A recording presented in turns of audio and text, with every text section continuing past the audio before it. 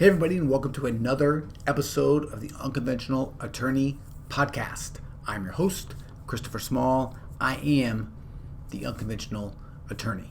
If you are a law firm owner, thinking about starting a law firm, a business owner, interested in becoming a better person, this is the right place for you.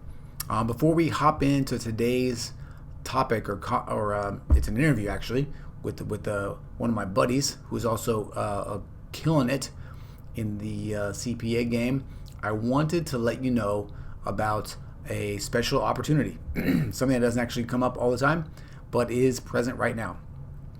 I am holding a live mastermind meeting, I guess is the best way to describe it, October 4th and 5th in Charleston, South Carolina. Most of the time, these events are reserved for my inner circle members only, but for this specific one, I am opening it up to everyone.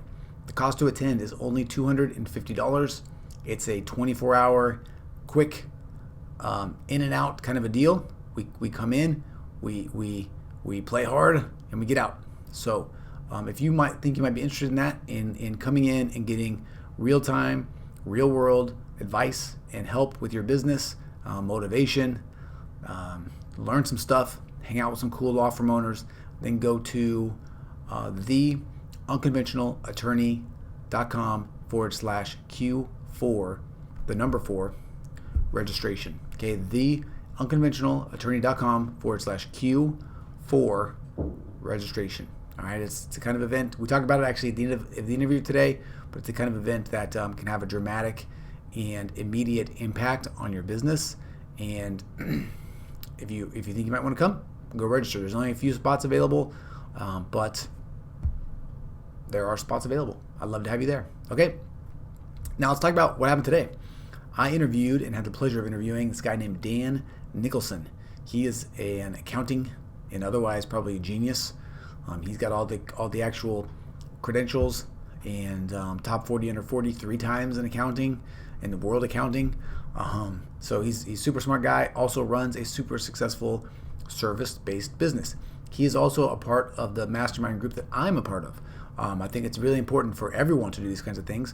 So I just don't host these. I am a member of one as well. And we talk about all kinds of stuff. We talk about starting a business. We talk about forecasting, revenue. We talk about how to assess and come up with and determine the priorities in your life and use those to build your business.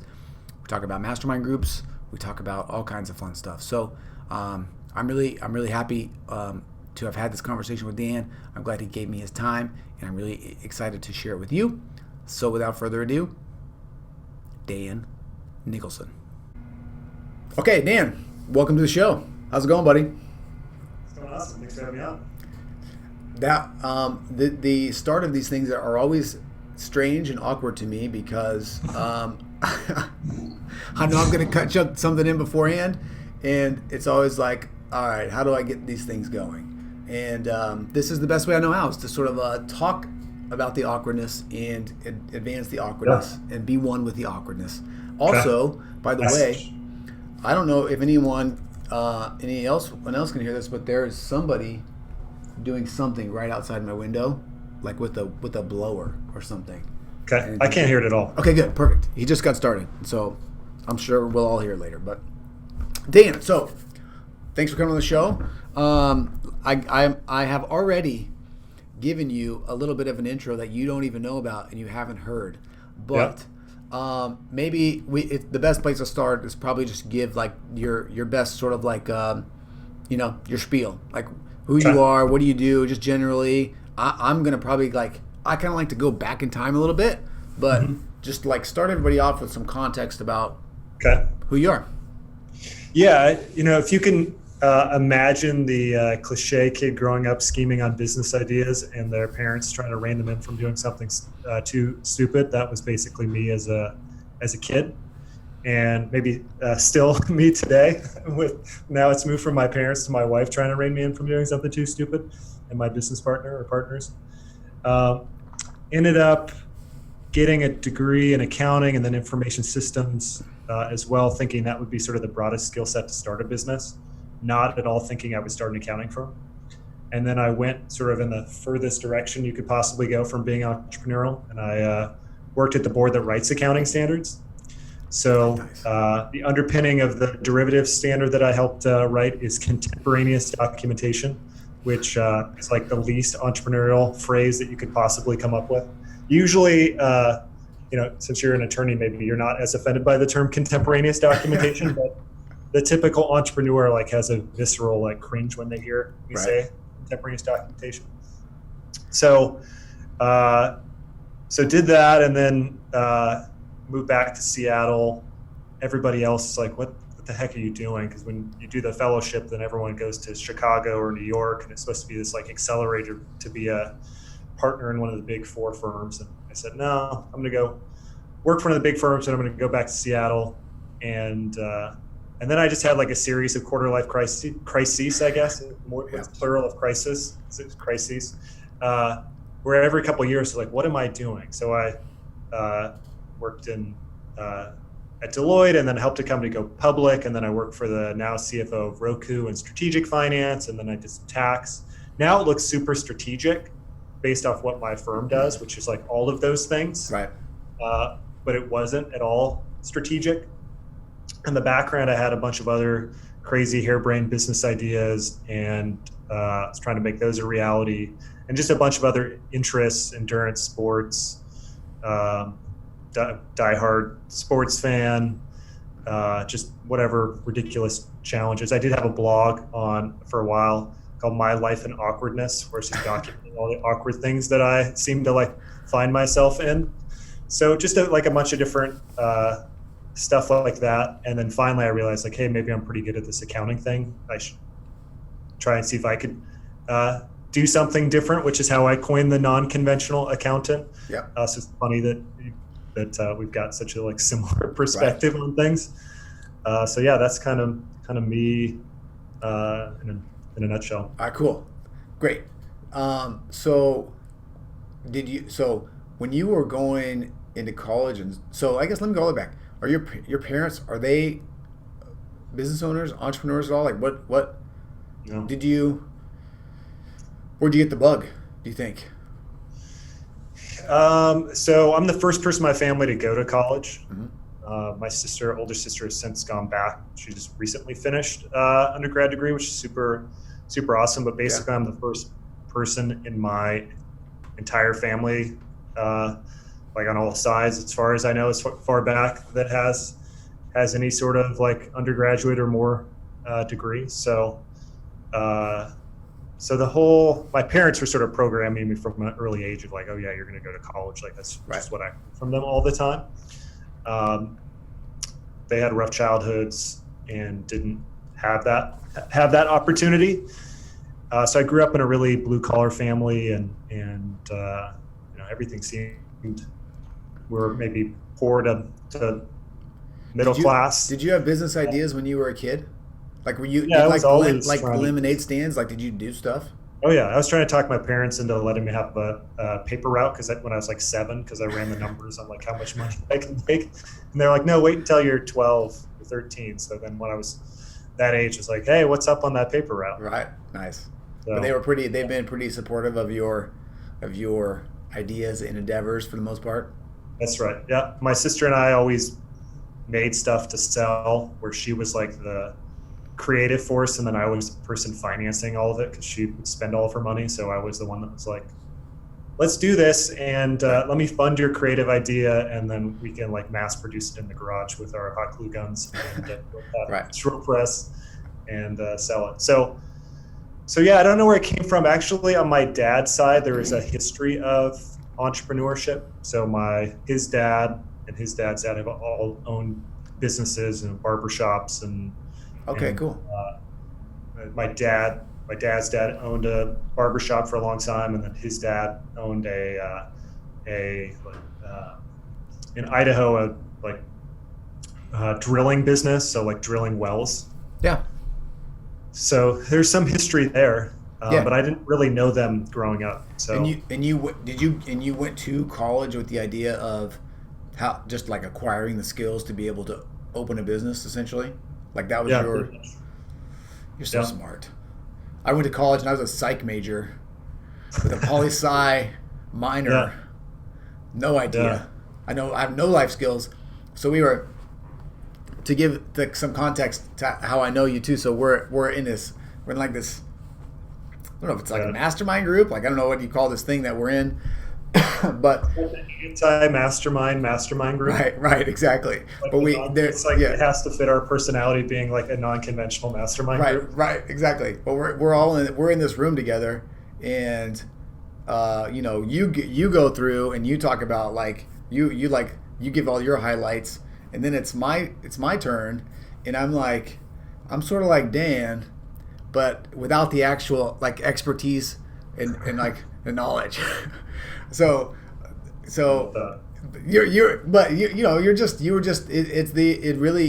the advantage of having that understanding before, because I was always like, I was doing weird stuff. Like I was selling alcohol like at high school parties, and like I was doing weird stuff, but I never was like, oh, I'm going to be a business owner. And certainly was never like, I'm going to own a law firm until I even got out of law school. But especially when you were doing illegal things. Correct. At high school, you weren't thinking the transition to. I'm like, I hope the statute of limitations is over on that thing and they can't come after me anymore because nobody got injured. It was all, the markup was terrible for them. Yeah. But all right, and the reason I say that too is because I think what you've kind of glossed over, which is just because you're a nice guy, is that your actual, your level of expertise and knowledge is like legit, right? So like what you have like what was like top 40 under 40, right? Something 30. What was that? Tell me, list off a couple of your accolades. Number 1 at Seattle U in your class, right? So like just give a couple of these, drop a little bit of this real quick. Yeah. So I want people to say, be like, oh, I should listen to this guy because he does know what he's talking about, as opposed to me, essentially. Yeah. I'm not very good at like sharing all the credentials and stuff for whatever reason. It makes me feel a little bit uncomfortable. So yeah, I do like to gloss over that stuff. So yeah, I've been 40 under 40 top accountant globally 3 times. So I applied 3 times, and then for whatever reason, I stopped applying. So I'm still not 40 yet. I got 2 years left. Right. So maybe I'll apply again. And our firm was recently ranked one of the top 10 best run mid-sized firms in the U.S., which is pretty cool. Yep. College, I graduated, I guess, number 1 overall in business school. And that's what led to sort of getting this fellowship at the board. So it's in the accounting world, it would be the legal equivalent of like clerking for the Supreme Court would sort of be the equivalent. So they asked the top 50 accounting programs to nominate a student, and then they select 7. That's awesome. 7. So I was one of the nominees. Wasn't even on my radar. I didn't even realize that Seattle U was a top 50 program. I didn't realize we're actually ranked like 12 or something like that. Nice. in accounting. Yeah. So I was somewhat unaware of that. I didn't go to Seattle U thinking I was going to do accounting. I thought I actually came as a marketing major initially, and was thinking that was going to be the angle to start a business. And then at the end of my freshman year, I saw this email from the business school about how UPS, the shipping company, had scholarships, and they had all these opportunities in business fields, and one of them was marketing. And so it's like, okay, I definitely need some scholarship money. I'm like taking on a bunch of student debt, and they've got this marketing opportunity. So I went there, and basically they were looking to hire people to like work in the hubs doing loading and unloading. Yeah. And I had my like print off. I just did like a business communication class. I had like my resume and cover letter, and I had the like print off of this opportunity. And I watched the whole video with a bunch of other folks, and I was the only person like not wearing jorts. And nice. I was just like in like business professional, and everybody else was in like, and I had like my print off. Everyone else was aware that this was like for a loading and unloading position. And so I got to the end, and I like raised my hands. We're like, hey, I have this like print off. What's up with the marketing opportunities? And they're like, well, it turns out we don't have anybody from marketing here, but we do have a finance guy. So I went out and talked to them, and like an hour later, they're like, hey, actually, we have this part-time finance supervisor role open. It's in the hub, but it's managing a team of about 20 people doing something called revenue recovery, where you are auditing shippers basically to make sure that they billed themselves correctly. Yeah. So then I harassed them for like the next month about this opportunity, and so ended up getting that. So in my freshman and sophomore year, I get this job. Where now I'm completely unsupervised, managing a team of 20 people in this hub. So all the hiring, firing, we're the only non-union employees in this entire hub. So there was like a lot of confrontation, conflict around that. Right. As non-union employees working there. That's hilarious. That's how I ended up realizing or like shifting to accounting. And then I think that's what led to like getting the fellowship at the board, because I had like 3 years of pretty deep like finance accounting background, right. Having like basically full time in this finance team for 3 years. Nice. All right, and then so then fast forward all the way to so you decide to open this business, right? Yep. And why? Like, were you not fulfilled with what you were doing? Like, what was the driver for you to make the shift? And the reason I asked that to start is because, a lot of people that listen to this are law firm owners, but I think a lot of other people are just also lawyers, just working in a firm and are just like kind of thinking about it, And so I'm always just curious about was there like a seminal moment? Was there a tipping point, or was it just a thing where you were like, I just want to do something different? Yeah. So when I was at the board, a couple months in, I found myself going like, hey, I'm kind of miserable. I don't feel very fulfilled by this. Yeah. And so then I transitioned to Deloitte and what I thought was going to be more of a consulting role. And I got in a few months and was like, hey, I'm kind of miserable about this. I stuck it out for a couple of years, and then I transitioned to another role, and I got like 3 or 4 months in. I'm like, hey, I'm kind of miserable at this. Right. So I stuck it out for a while, and then I moved to this like strategic finance role. And I realized like, hey, I'm kind of miserable at this. Was it the same? Yeah. Was it the same thing making you miserable all the time? Was there some element about it? Yeah. So what it kept coming back to was this sense that I wasn't running my own race, that ultimately I'm not going to, the outcomes that I get from this job are not really dictated by my performance necessarily. So going into like my experience at Deloitte, in my first couple of weeks, I was when I was out on the Microsoft engagement at the time, they had around 80 billion in invested assets. And so the senior manager said, hey, we want to have you basically draft a new procedure and get it approved by national office for us to audit Microsoft's investment portfolio the same way we audit banks, because it's going to add a bunch of efficiency. So I do that. I'm like I'm 2 years out of college. This is handed off from like a partner. Right. And we get it approved, and then I get my evaluation, and the partner's like, hey, what's your name again? Right. And guess what? Your reward for being like the best ranked second year in our firm is that you get to be a third year. Right. And if you do a really good job when you're a third year and you're our top ranked third year associate, we're going to let you be a fourth year associate. Right. And it's like, this feels kind of soul crushing. Like, you don't know my name. I've made arguably a pretty big impact, done something quite a bit above my pay grade. Yeah. And there's not really any reward from that. And I don't necessarily need like just a financial reward. I want to feel like I'm defining my own future, and that I'm not going to look back on my life and feel like it's just like cliche. I got up, I went to work, I punched the clock, I got home, I turned on the TV. It's like, that was sort of the underpinning of the anxiety. It just took me a while to really figure that out. And so I kept going like, well, maybe it's the work that's not fulfilling. Let me try something else. It's like, okay, no, I'm still not fulfilled. So I kept trying that. Along the way, I'd started just other stuff on the side.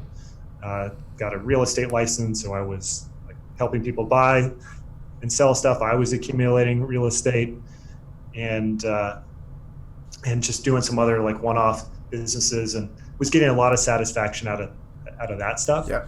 And honestly, finally, I started seeing a therapist to be like, why am I so why do I have so much lack of contentment in the work that I'm doing? Right. And like, I need to figure this out, because changing jobs every couple of years, that's not really a sustainable thing. And I see, oh, by the way, my dad's been in the same job at this point for like 35 years and same company. Yeah. And here I am making more than he is. And I'm like feeling, I've got this weird kind of tension of what am I supposed to be doing? I'm a first college graduate. I'm doing really well financially, credentials and things that look good on paper. Like, I'm checking all the boxes that conventionally you're supposed to check. And at the same point, I'm like, I just want to give this all up. So I decided when I took a job at a CPA firm to get some tax experience that I was going to give it a couple years, and either I was going to see that I can make partner there in a few years, or I was going to start my own firm. Okay. Yeah. And so during that 2-year period, I was accumulating clients, and Right. at some point the firm found out, and it was pretty prevalent actually that a lot of folks were accumulating some clients on the side. They weren't competing. They were not at all clients that the firm would want. But so like somebody comes to you and they're like, they need tax help, and you're like, yes, I'll do it for you, but it didn't roll through the firm, basically. That's right. Yep. It wouldn't be clients that the firm would want to take on. Right. Yep. And I was considering teaming up with someone else to launch a firm, and he basically, the backstory is that he started kind of marketing and handing out business cards, and they found out that he was doing that, and then in that process they found out that I was taking on clients. So he got let go, and then I was given an option of either I can stay on, but I need to like give a long-term commitment to them, or I need to leave. And they said, Dan, look, you don't have the skill set to do this on your own. And that was all that I needed to hear to go, okay, thank you. I'm going to do this on my own. What a bunch of douchebags. That's the worst. So, okay. It wasn't a seminal moment. It was, well, maybe it was. It was all these like, I'm miserable. I'm just like doing therapy. I'm kind of running another race on the other side, like accumulating. Yep. Kind of like biding time, and then finally, like, I actually owe them a big thank you to kind of force me to go, like, you need to choose. Yeah. Okay. If you're going to force me to choose, I'm going to bet on myself. Right. That's fantastic. What and so okay. So did you I actually don't share that last part very often, the piece of like how I was kind of forced to like make that decision, but yeah. I'm glad that it happened. Yeah. Well, that's you don't get to always write the script on how it's going to play out, but it had to happen at some point. It sounds like, right? It was building. It was going to happen. So I'm interested. I know this is one thing that people really want to know about, and I'm curious about how you approached this because of your background as like a numbers guy and for me to financially forecast something is like, hey, I think I'm going to have some people sign up and I'm going to make some money and I'm going to pay my bills, right? I would imagine that you probably approach it in a little bit more of a professional way. But did you? And I'll get to this question in a second. But I will tell you, the one thing, and you're going to hate this. This is going to make you cringe. Okay. I can't wait. Just because of the way that you run your business. But I have thought about just scrapping this whole law firm thing and just opening up a very, very traditional tax practice, the kind that you hate, where you really, but where you provide a really great service to people that just really need really sort of bread and butter things and just really do a good job for them because of the recurring revenue, right? That comes with a tax practice or as a CPA. It's just so fantastic. Okay, but That's like that tangent. I had to get that out because Yeah. I'm jealous. It's really just straight up jealousy coming out right now, and envy, and a whole bunch of other terrible emotions. But I've also thought about scrapping our firm and just doing a traditional tax practice, but because it goes back, and you know this. I think this is part of the reason why you run your business the way that you do. But law firms and accounting firms generally don't always put the client first. They're not always timely or responsive or care a lot about client experience necessarily. And I think there's something to be said for just putting that first. And anyway. So my question, though, what I was going to ask you about, sort of as we go through this timeline, is,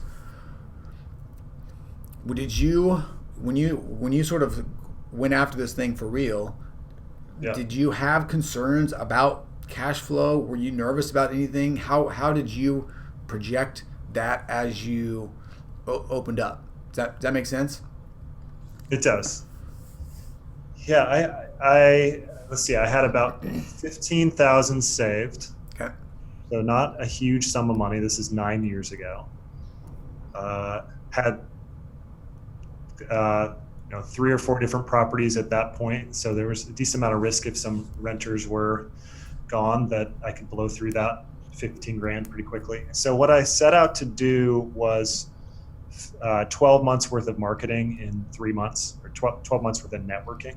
Okay. Yeah. And basically just try to meet as many people as possible and pick off some low-hanging fruit and not try and specialize at that point. So the model that we have today is not at all the model that I had before. Right.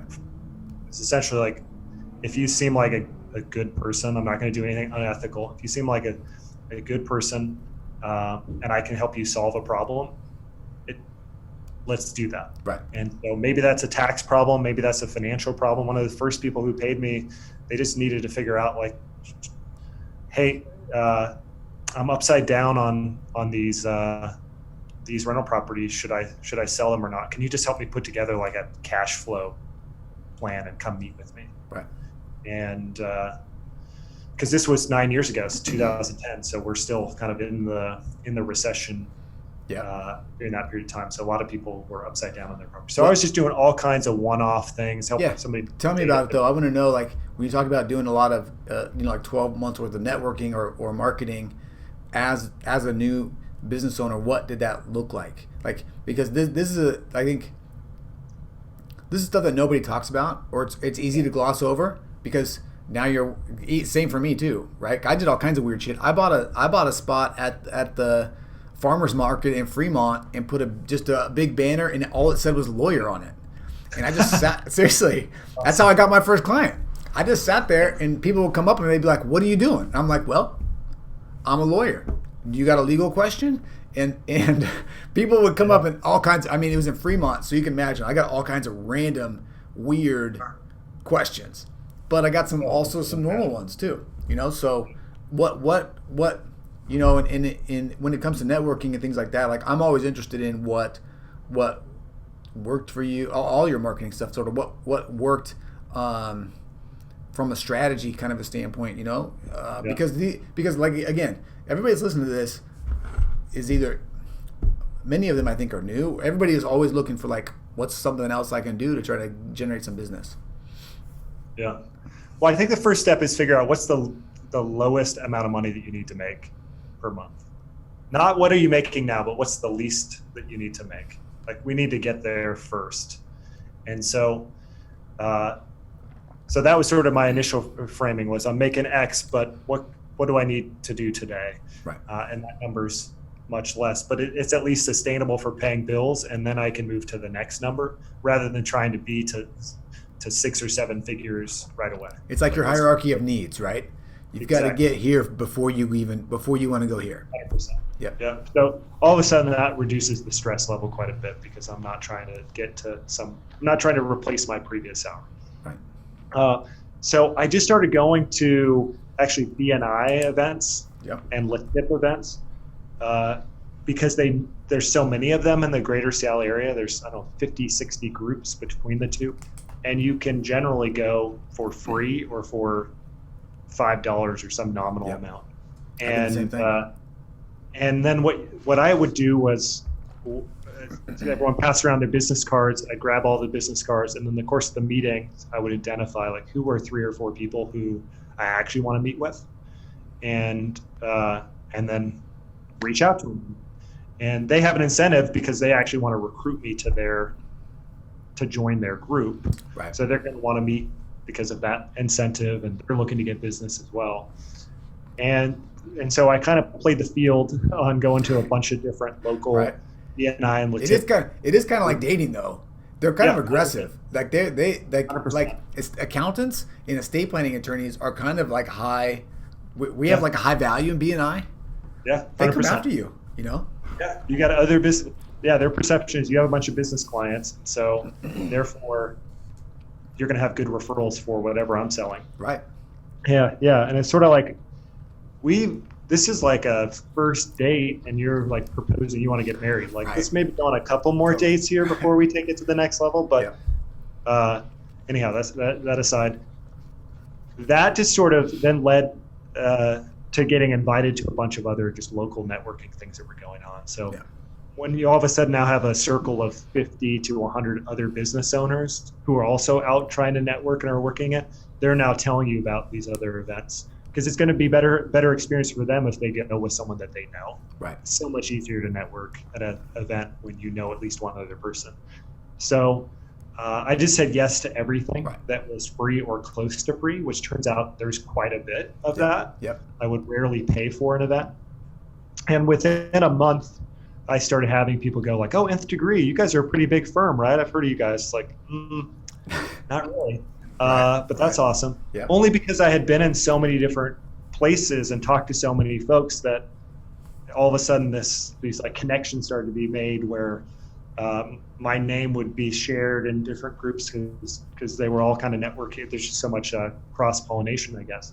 So it created this like flywheel where my network was just rapidly accelerating, and I was getting a bunch of referrals because I was just out there so much. Right. So that was 3 months. I mean, we did $250,000 in revenue in that first year of business, all from that. Yep. So that's a huge sum of money, but to just go to a bunch of free events and do that in 12 months, in 3 months time, like it propelled us to sort of a place of stability. Yeah.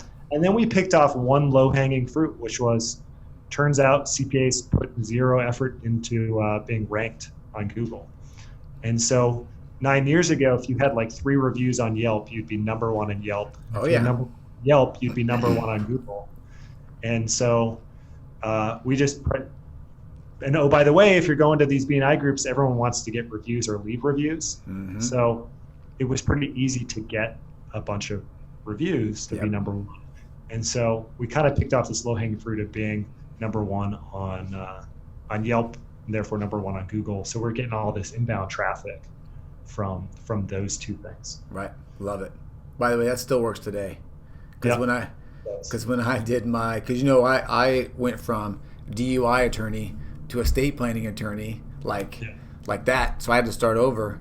And this was 2016, and I think I'm number 1 in Yelp right now. I show up in the Google 3-pack, but it's the same thing. It's just if you're intentional about it, it's nice, and you show up and it drives business, you know. Okay, cool. All right, and then and you do have a business partner, right?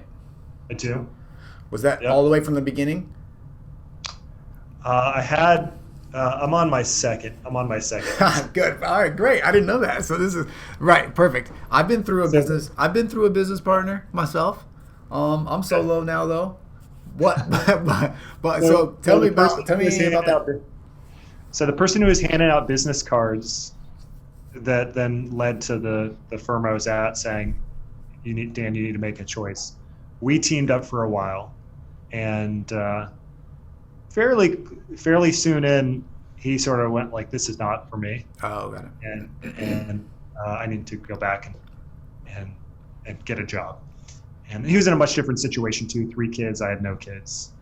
So and he was the sole sole income earner in his household. My wife had a job, so I was kind of cushioned a bit from that. So different situation. So he left, and then I sort of swore I'd never have a business partner again. And then a couple years, 2 or 3 years later, I brought in someone to lead kind of our accounting services, so like ongoing accounting support. And this is a guy who I had my first class freshman English together. We sat next to each other at Deloitte, the company I went to that he took public. He joined me there. I was his best man. He was my best man. Basically, we know each other really well. So that made it easy because were really good friends, but also a lot of our working career we had spent sitting next to each other. So it wasn't like we didn't know how to work together. Right. I'm curious because people sometimes ask me, should they have a business partner? And I'm interested to hear your thoughts on this, because one of the things that I always tell people is, in a service-based business, I don't think it's enough for you to go into a partnership for somebody to just be good at the craft. Does that make sense? I think if you're gonna say we're both really good at the thing, to say we're both just good attorneys, for example, I don't know if that's enough to go into business together. I think somebody needs to be good, or both people need to be good at marketing, process systems. There's got to be you got to be bringing something to the table other than just being a good accountant or a good attorney, right? Tell me, what are your thoughts on that, and how do you approach it? I think we're probably aligned on that perspective. The first partner, one of the huge challenges was that really from day one, I had all the clients because I was doing some work on the side. So we had a little bit of ongoing work, but for all intents and purposes, we were starting at zero. And that $250,000 that we brought in the first year, it was like 225 from me, and 25 from him. And that created a fair amount of tension between the two of us. And that may have been the lead domino for him tapping out. Feeling like I'm not, that tension of Dan's bringing in all the work, and then I'm feeling pressure from him to be bringing in more work, but I don't really like doing that. I just like doing the work. So in the early days, you both have to, in my opinion, be able to go out and get clients. Maybe it's not 50-50, but it can't be 95-5. It's probably got to be, effort's got to be there at least 60-40. So early on, I think you both have to be contributing pretty significantly in the sales department.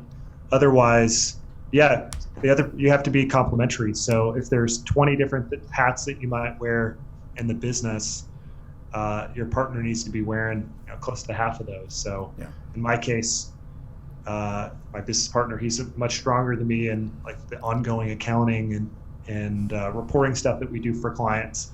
He's the COO. He's much more operationally focused, figuring out our processes, systems, timelines. I can do that, but not at the level that he does. I'm more of a here's an idea, let's do this. Now somebody else run with it. So we balance each other out. Do well next.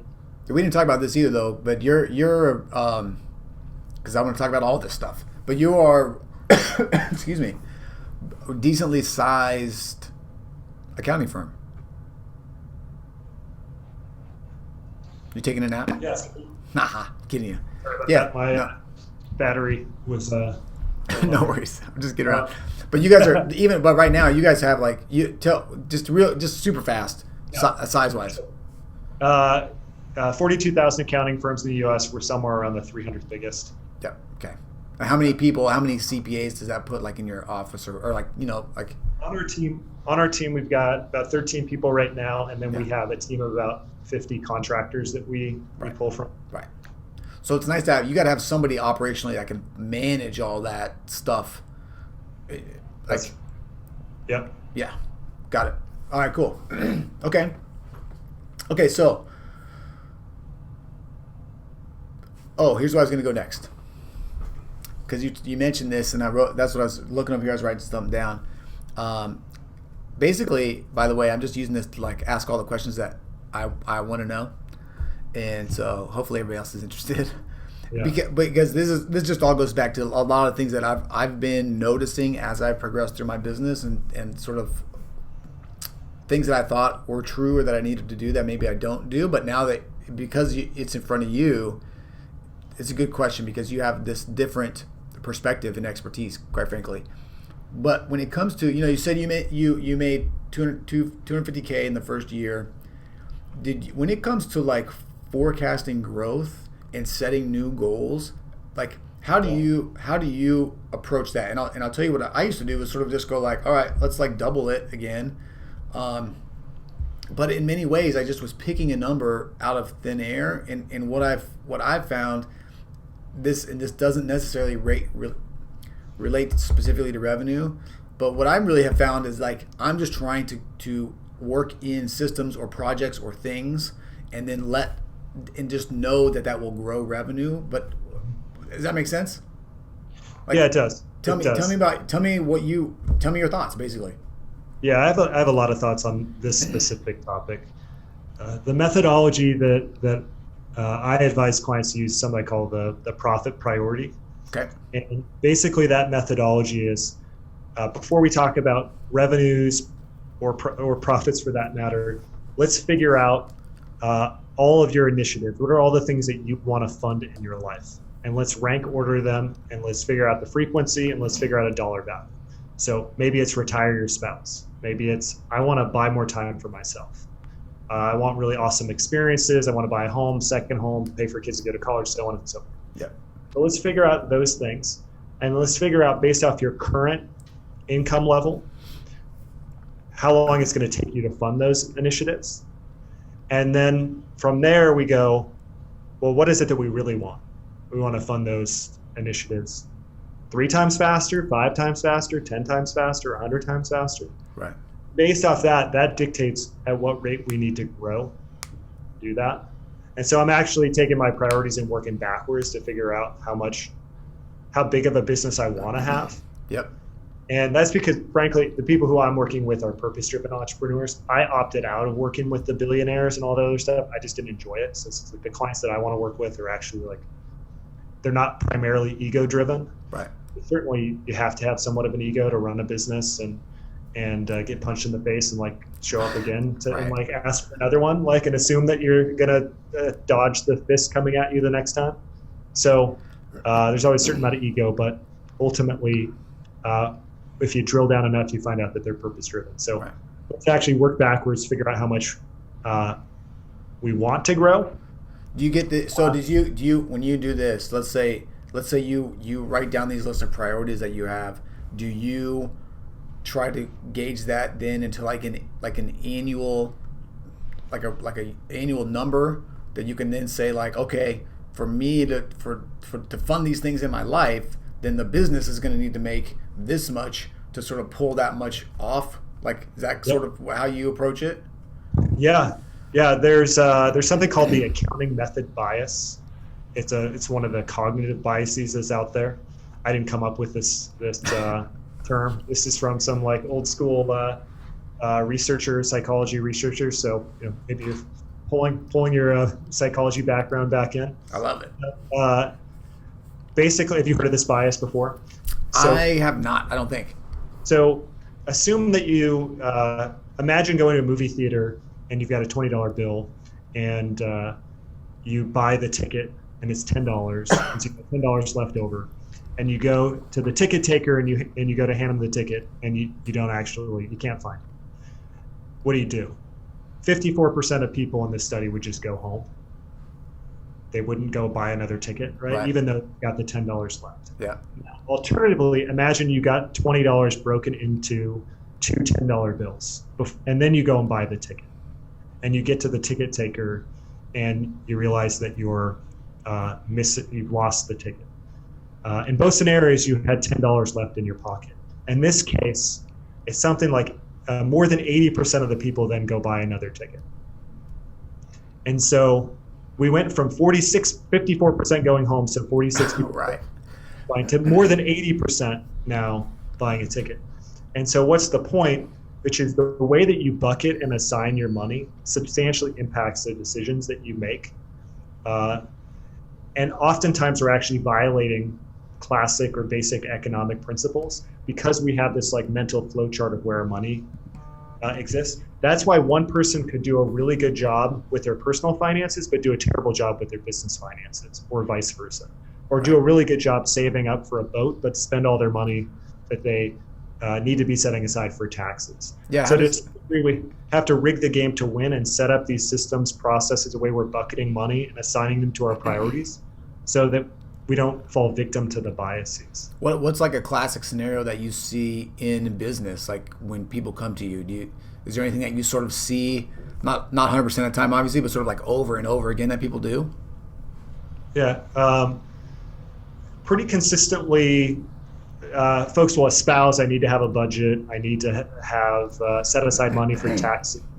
I'm stressed out about my last tax bill, or I'm stressed out about not having enough savings for retirement. And at the same point where they espouse those, the action that they take is sort of in direct conflict with those objectives. And pretty simply, it's because of these biases. So things that exist that just override unknowingly. And there's another one called G.I. Joe fallacy, that even though you know that this bias exists, it doesn't change your behavior. Right. And even though you know that knowing that these biases exist, that also doesn't change your behavior. Right. So you really do have to like set up and bucket your money and set up the systems in a way that like guarantees that it's going to happen. Right. That's a little bit of a tangent from maybe your exact question, but I don't think that most people actually want to do a forecast. They just heard that they're supposed to do a forecast or budget. Yeah. And that's a whole tangent I can go on about how conventional finance doesn't work for the average business owner, because conventional finance is really Fortune 500 finance, and Fortune 500 finance is really about maximizing. Small business is about optimizing, totally different framework. Right. And so if that's true, then that's why you don't want to spend time doing a budget and forecast, because the big finance companies, they have someone who's just responsible for, or big Fortune 500 companies, they have someone who's just responsible for one line item on a financial statement. Right. Like their whole job is like office supplies. Right. Yeah. So to break that down though, so what basically sort of what you're saying is, like if you're Fortune 500, you in many ways you are just concerned, well, because you have shareholders, things like that. Your really main concern is top line growth. You don't care about a lot of the stuff underneath that. If you, as a small business owner, right? As a small business owner, for me, I may be willing to give up maximizing top line growth to be able to work 27 hours a week instead of 70 or something. 100%. Right, where you're optimizing really for your lifestyle and your priorities, the things that you talked about setting up and thinking about what's important to you, and then working backwards into that. You're not going to have the same growth pattern as a big company necessarily, right? Yep, that's right. So we start with those priorities, and we use that as like the lead domino to try to chart out our growth. And so you may say, my main priority is just make as much money as possible. Okay, that's fine. In which case you're just going all in, like you're sacrificing your time and you're just getting after it for a while because you want to get to 500 grand in profits per year in a year or two. Okay, that's fine. No judgment. That's just a preference. But in the first year or two, you can't figure out the rhythm of your business. So any of these budgets and forecasts are kind of just BS. Right. Like you're just throwing numbers out there. And so at some point you can figure out the rhythm of your business. I call this financial readiness. But just like our bodies have rhythm, your business has a rhythm too. And so you need, over time, you can sort of figure out, and I'm sure you know this about your business, where for whatever reason, maybe you just get a bunch of leads disproportionately in the holiday months or winter months or start of the year, because people are like spending time with their family and they're realizing like, hey, I should probably get this will together, or like before I go see my family members, I need to decide which one's gonna inherit the kids in the event of my demise. Like I don't know, I'm making up dates. No, but you're right. There's some ebb and flow for sure. There are these rhythms that develop over time that could be unique to the specific way you set up your business, or could be unique to your industry, or both. And so we need to figure out those rhythms. And then we can isolate how our decisions actually impact business growth. Oftentimes those get muddled, where it's like, oh, I'm crushing it right now. Leads are just flowing in. It's like, well, actually, that's just because of the time of year. The just things that you've been doing aren't really impacting the fact that leads are coming in. This is a seasonal thing. And so we need to kind of be able to isolate the two, between what is a rhythm versus what is an actual decision that's impacting your business. So all the forecasts and stuff that you're like, I want to grow 50%, 100%, 200%, like, cool. You don't have enough data to know if that's actually viable relative to your priorities. So let's just work the other direction. Right. That's kind of how I don't. Mine's the way I describe it is not as sort of, I don't know. It's not as good, basically. I've been thinking about this for like 15 years. So yeah, and I do it because I'm less. It's just for me, just because of I'm just less sort of numbers driven. But I just try to tell people too. Just think about like even see you're doing it probably in the better way, honestly. But I just try to think about it too in terms of like, what do I want my day to look like? You know, like how do I want to structure my day? What are the things that I want to be doing? And then, you know, the problem is that sort of can leave out sometimes like retirement and like some of these other longer term things that you really should be thinking about. But, you know, it's like, plus the other thing is too, with your business, you know, and I don't know, I'm sure you kind of feel the same way. What's great about it is you get to just you are in 100% control of everything that you do. Like you literally can make, it's all up to you. You just have to decide that it's important to you enough that you want to go after it, you know, which is sort of cool and sort of scary because, you know, sometimes you got to do stuff that doesn't fit into everyone's sort of like idea of what a perfect, you know, like for example, I'm sure for you, because of your sort of academic credentials, you know, there probably are some people in your industry that think you're kind of crazy for doing what you did, you know, and or like you know, although you do high level work, probably that you're missing out on opportunities to do high level work or something, right? I mean, there's got to be, because, you know. Yeah, no, that's feedback that I do get regularly from people who are like practitioners in the accounting space. But let me ask you a quick question, because I know you're a hoops fan too. Yeah. Do you play basketball growing up? Sure, definitely. That was your favorite sport? It was my favorite sport, actually. Yeah, it was. Yeah. I love basketball. Yeah. What position did you play? I was a shooting guard. Shooting guard? Yep. What was your style? Like, what was your style of play? I was definitely, well, I mean, I was probably more cerebral than most. I could move, so I could move really good without the ball. I understood like I understood how everything worked together. Does that make sense? Yeah. Like I understood the concept of running off a pick. I understood how to run offense, and same thing with defense. You know, it's like you see where the ball goes, you go to the ball, kind of thing. Yeah. Right.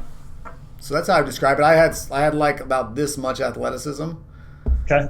All right. I could really shoot good, but I wasn't the fastest. You know, I definitely couldn't jump the highest, all that kind of stuff. Were you like a hustle guy as well, or more sort of using the cerebral aspect? I was a hustle guy. I was probably about an 85% hustle guy. I wasn't you know what I'm talking about? I mean, you know, there's like the hustle guys that are like the hustle guys. I wasn't one of those guys necessarily. But I played hard, you know.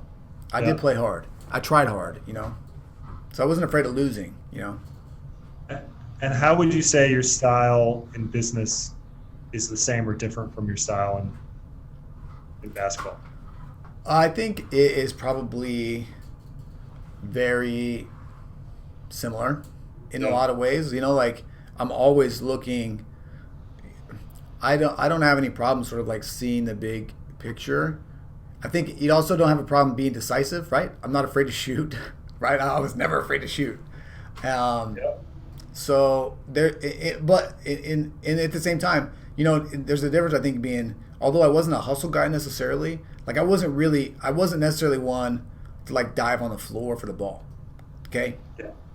But I practiced hard every day, and I did a lot of stuff that nobody else did, like outside of the gym, which I think translates a lot to this business, Because people are like, how do one of the things I don't know if you ever get this from people, but people are always like, how do you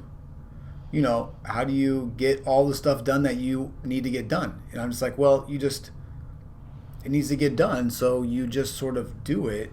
Does that make sense? Like, and it was the same way there. If you really enjoy something and you want to be good at it, you put the work in. Like that's the way it's always kind of been for me. Right. Yeah, what's really interesting to me, and I learned this like specific exercise from Randy Massengale, who you met a few weeks back. Yeah. Who's a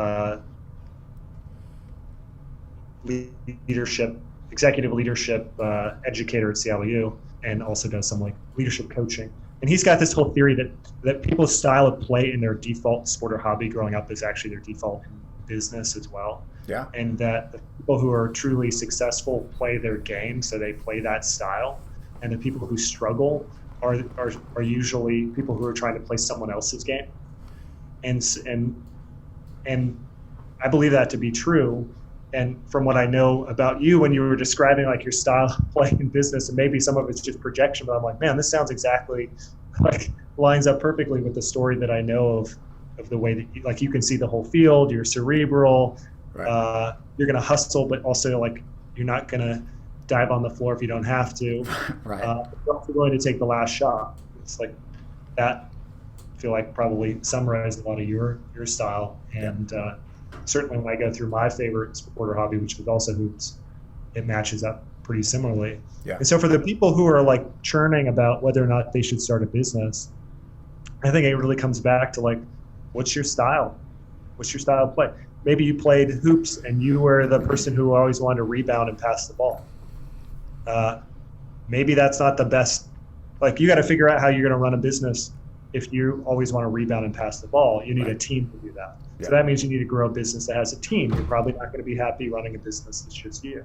Yeah. So you can sort of start to deconstruct like what is your style in business to figure out how to come up with a practice that's going to match up with that. Yep, you're 100% right. I think it's also I think I've always just been kind of a weirdo that didn't necessarily care a lot about what other people thought about what I was doing. Like I've always just sort of been like, I know, like, because it's easy to say because I've never done anything that was like misleading or like I've never done anything to intentionally hurt anyone. So it's I think that makes it a lot easier to sort of march to the beat of your own drummer. But I think one of the things that's so important as in life personally is to take the time like you're talking about right now and just think about who are you, what is your style, what's important to you, and embrace that, like own that you know what I'm saying? Like I think it's really hard for people to do because they're they're afraid sort of that backlash, or they it's uncomfortable sometimes, like they don't want to be like, when I walk into a room, everybody thinks I'm the weirdo because I'm like the businessy guy that's doing all the videos, and all this kind of stuff, and for you, you're not the weirdo, but there's a little bit of a differentiating thing for you because you were sort of you're the super smart guy, the academic guy that sort of chose a non-traditional path for someone with that skill set, right? And sometimes it's hard to do the thing that you love because you're using your skill set in an amazing way, right? In a way that helps people and fulfills you at the same time. Like you found this crossroad. It's hard to only way to do that is to be able to face people not agreeing with what you want to do, basically. 100%.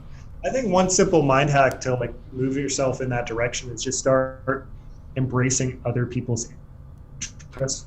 So like just take, say, Magic the Gathering. Things like cards, right? Yep. like most people have this immediate stereotype of like that super nerdy and Sure. whatnot. Yep. And I was never into magic, but just as an example, or like Pokemon or anything, it's like I meet clients all the time, and it's like, oh, what are you into?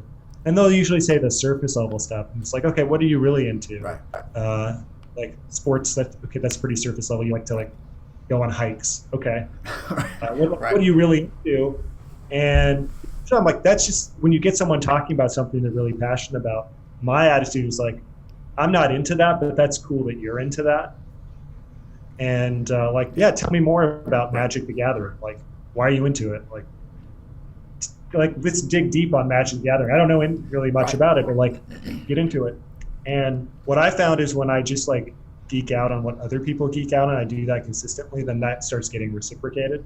Yeah. And then you're not the weirdo anymore, because you just start, and maybe this is too woo-woo, but you just start finding other people who are just going to appreciate the random stuff or the weird things that maybe you're into. Yeah.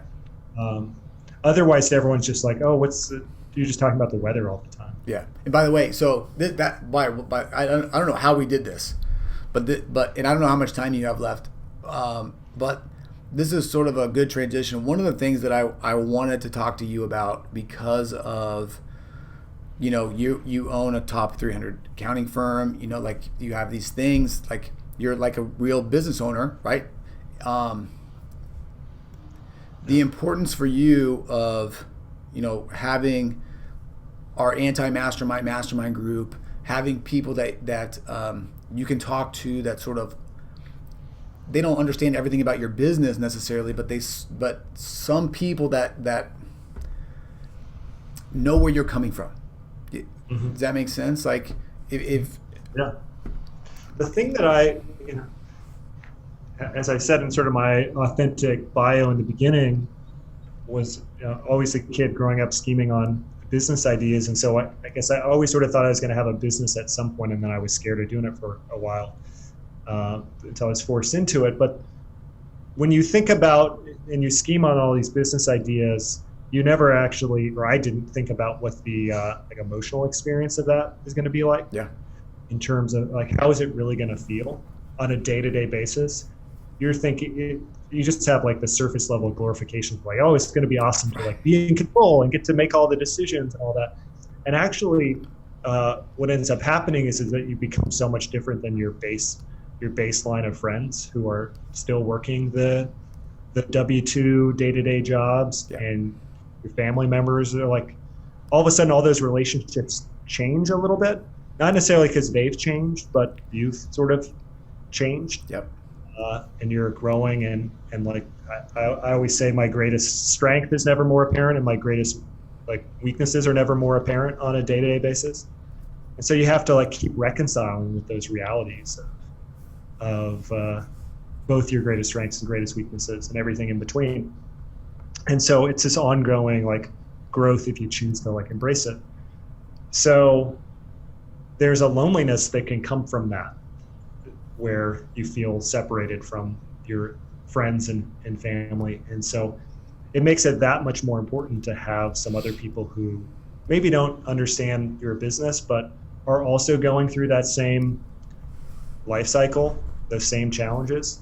So you can just have some real talk, yeah. Some vulnerable conversations, or that other people just don't want to talk about because they want to talk about the weather, right? And like what types of beers and wines that they enjoy. Which, don't get me wrong, I also can have a good conversation about both of those things. But you also sort of want someone else to kind of understand what you're going through. So finding your tribe, I guess, is I don't feel like that's become a cliche term, which immediately makes me not want to say it. Right. Nice. But yeah, it's super important. Yeah, I'm because are you starting a group sort of accountants and things like that? Is that sort of in your future, thinking about doing something like that? Yeah, on the down low right now, but most likely in Q4 I'm going to start some sort of program for other accounting firms. Right. And I do the same thing, and it's always the reason I was asking you about that is just because I think, like, it's so, sometimes I think it's hard to quantify what you get out of a group like that.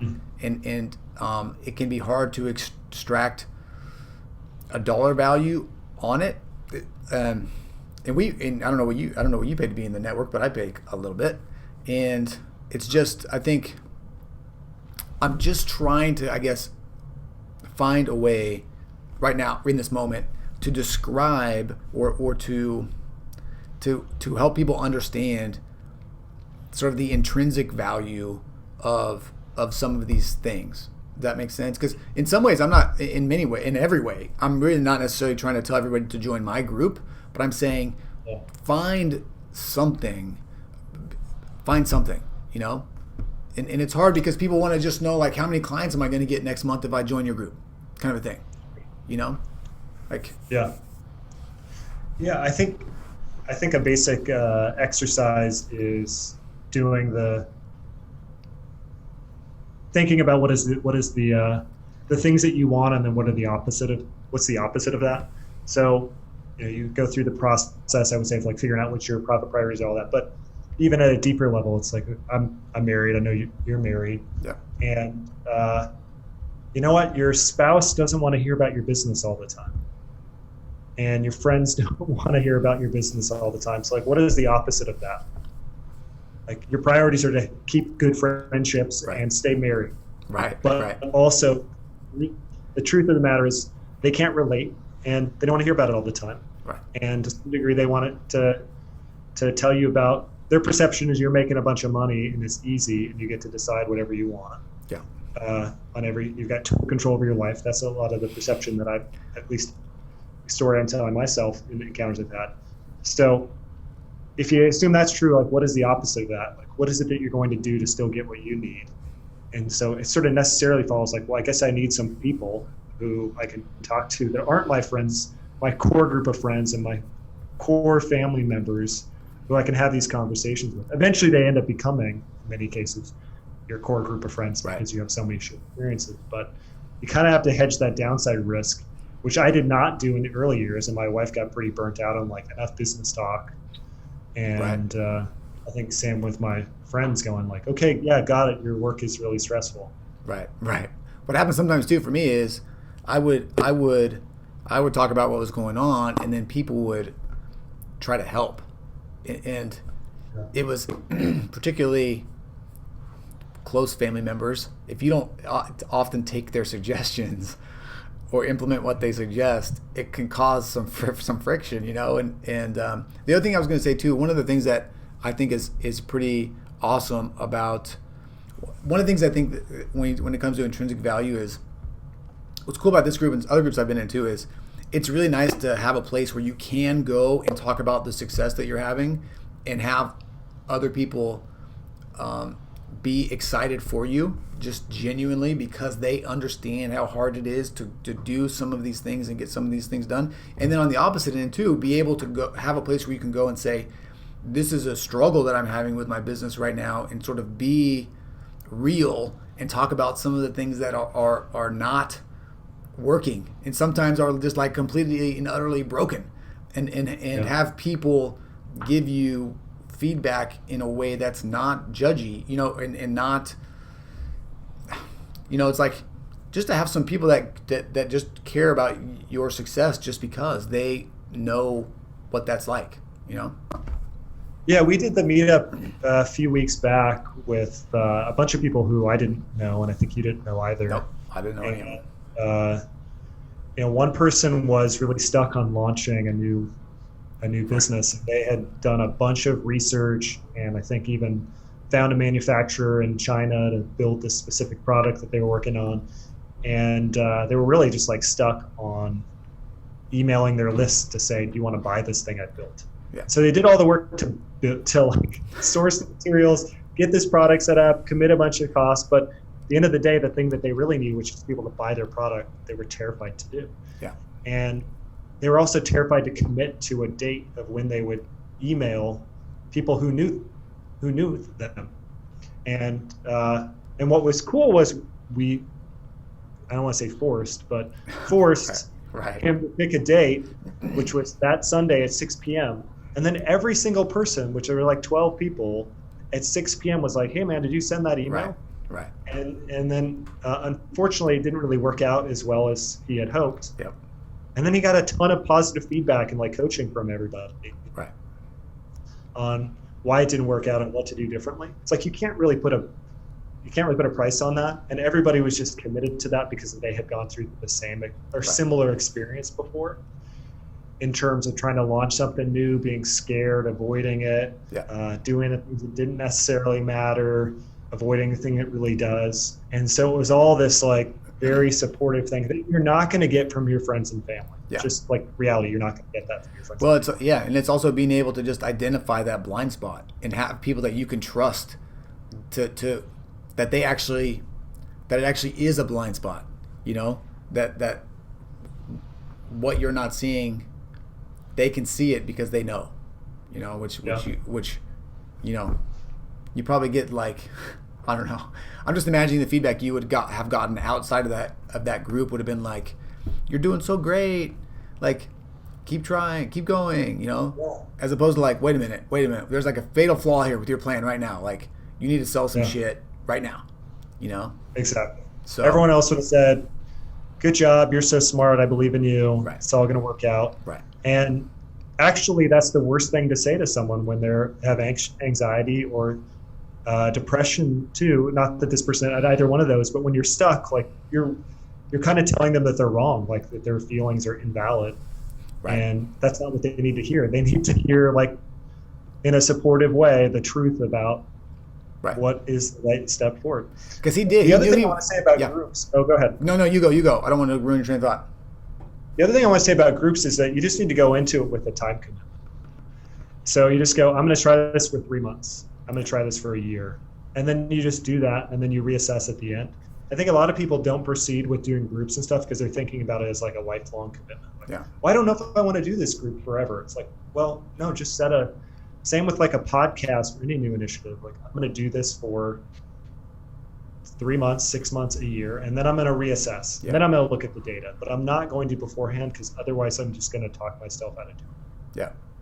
Yeah, I think also one of the other things that I'll say too that I see people do in my group a lot too, and I've been guilty of this as well in groups that I've been a part of, is joining something but then not doing anything. Not asking questions, not answering other people's questions, not responding, not going to the things, like not participating in the group, and then it's like, well, this is not working. I'm not getting anything out of this group. Well, it's like, look, you got to give, to receive in many ways. That's how these things work, and it's been, and I think it's, I don't know about your personal experience, but I think for attorneys, we're used to kind of playing it close to the vest, not being, we're basically taught not to be emotional about anything and sort of not to show any sort of vulnerability or anything like that. So I think that kind of plays into it a little bit, but I think you've got to be willing to sort of jump in and give it your own personal best to get the best from the group. Yeah. I feel like I just agree with everything you say, but so I'm going to agree with that again. We're so good, you and I. We're both just amazing people, I mean, if we've learned nothing from this discussion, it's that we're both awesome. So that's right. great. That's the takeaway. That's right. That's the subtext of whatever the title of this. That's right. And speaking of, I know we've gone way over. I'm sure you've got other things to do. One of the things that I did want to allow you to do, and I'll probably do this in the intro too when I record it, is, if people want business help, you're a good person to talk to, right? If they maybe I don't know all of the type of accounting that you do. I know you have like a unique approach, but if people want to learn more about what you do, find you, like what's a good sort of next step for people, or where can they learn more about you and your firm? Yeah, if anyone wants to talk, they can just go to profitprioritycall.com and they can just schedule time, and my calendar is all synced up there, so people are welcome to do that. My company is called Nth Degree CPAs, so they can go to our website, nthDegreeCPAs.com. Those are probably the two best places to find me or find out more information. Yep. Cool. All right. Any last words? Any parting thoughts? Anything that you want to jam down anyone's throats before we leave? You got something you want to sell? You got anything? Political thoughts? Anything that you really just want to burn everybody down as we leave, or yeah, build them up. And, right. Yeah, let's find something we can disagree on. So let's talk about politics. Nice. Good move. No, I think figure out your priorities, figure out how to fund them. Don't just grow to grow. Being 7 figures sounds great, but everyone kind of spews that. But you could be just as miserable at 7 figures as you are at 6 or 8. So yeah, work backwards, play your game, figure out your game, know your style, and because ultimately what you want to do is rig the game to win. Like, why not? So in order to rig the game to win, you got to figure out what winning actually means. Yeah. So figure that out, and then design the processes system so you get that. And that may sound difficult, or like, what do you mean I can just rig the game to win? Well, it turns out like 99.9% plus people are not trying to rig the game to win. Right. And so if you're being intentional about that, like, your odds of success are just substantially higher by virtue of the fact that no one else is really thinking in that sort of intentional kind of way. So yeah, there's a bunch of tax strategies and stuff that I can always throw out, and finance hacks and so on and so forth. But ultimately, all those things are tools, I think, to getting what you actually want. So that's sort of my shtick, I guess. Yeah. Cool, man. I love it. Thanks so much for coming on, and I think that's a wrap. Cool. Awesome. It's fun.